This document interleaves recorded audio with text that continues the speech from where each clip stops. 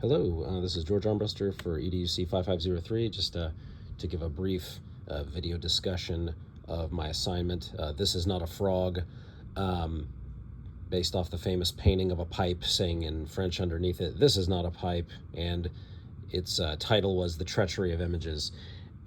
So "This is not a frog" is essentially an absurdist and very much a surrealist thought experiment and an art-making experiment that was practiced in salons, or even just in bars and inns, or when these guys were hanging out, these guys and gals were hanging out with each other. They would literally share in an art experiment where they would make a piece of artwork that had been separated. For example, and this is another reason why I chose this, because honestly, you can have very robust resources. I'm going to literally use a set of art cards that I purchased off of Amazon. This is Mythical Creatures. This is a way for them to be able to construct images, construct ideas. You can also use things like art prompts, which is actually currently down right now, but you can use drawing prompts, which is pretty good, just as good, honestly.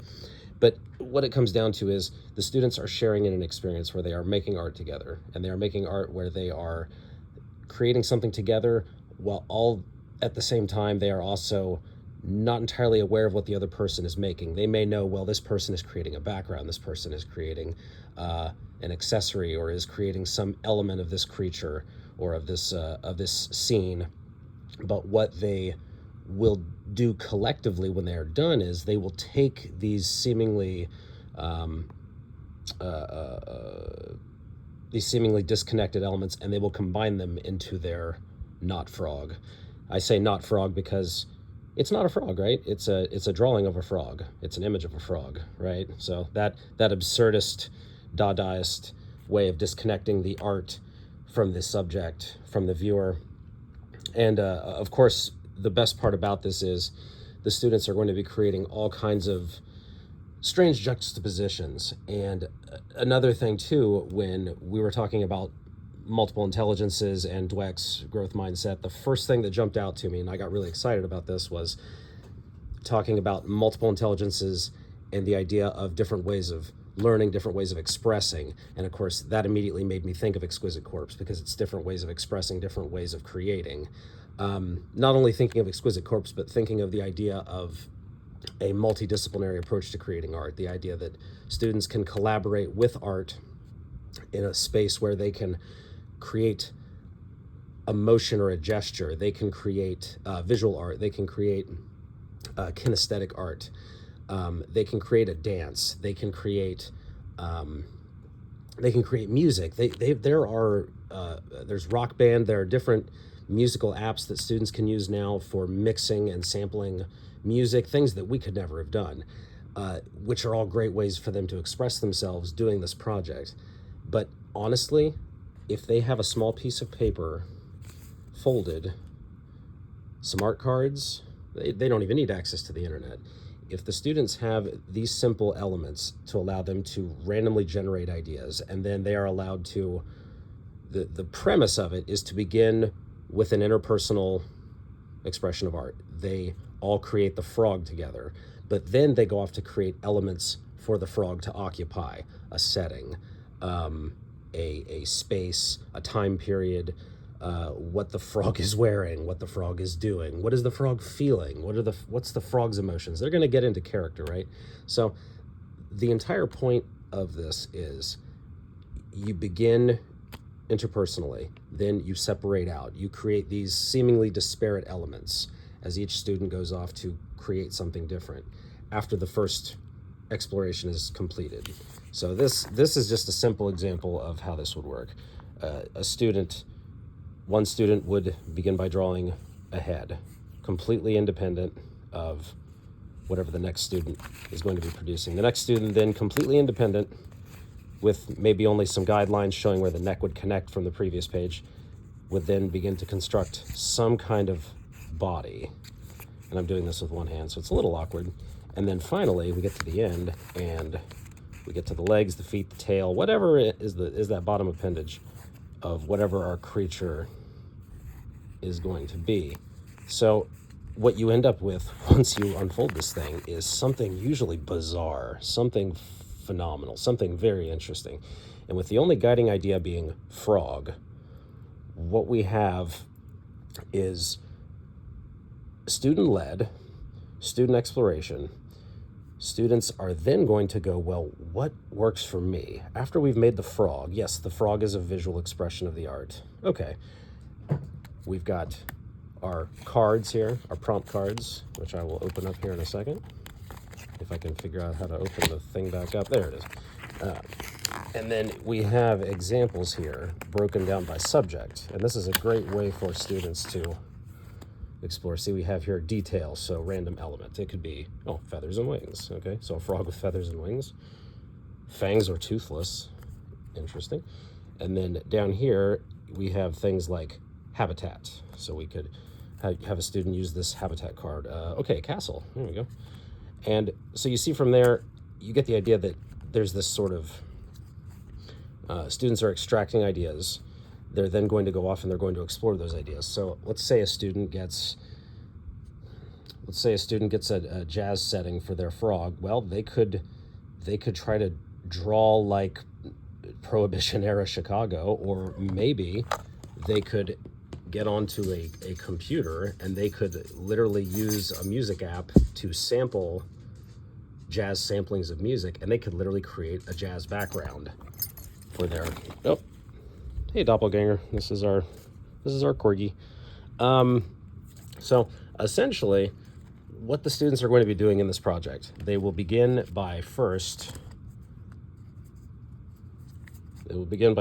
constructing their frog. And this is an example of the exquisite corpse that I was talking about. The exquisite corpse, of course, is just that shared art creating process. The students will all begin by creating a frog. They will then use, Doppy's destroyed all my cards here.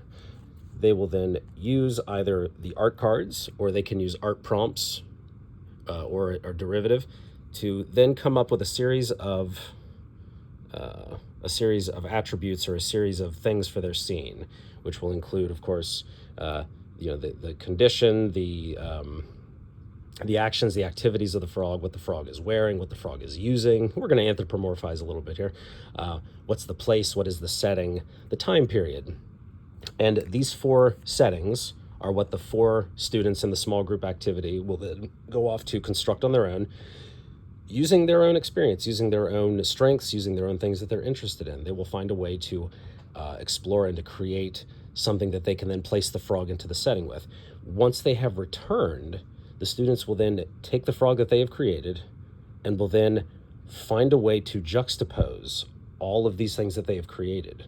It could be an image of the frog collaged, bricolage. We could cut things up and we could move things around, and the students will collaborate in a space where they will then assemble this and they will then put it up for critique.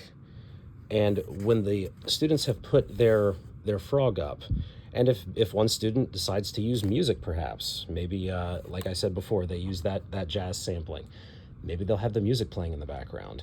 Or maybe a student decides, hey, I'm going to express the emotion of this frog through interpretive dance. And you literally have a student do a performance piece while holding up the frog that has been sculpted lovingly or that has been drawn.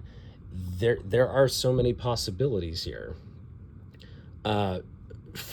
It comes off sounding a little absurd, comes off sounding even silly at times, but the thing is, what the students are going to do is, one, they are going to break down this aesthetic, I don't want to say triteness, they're going to break down this aesthetic,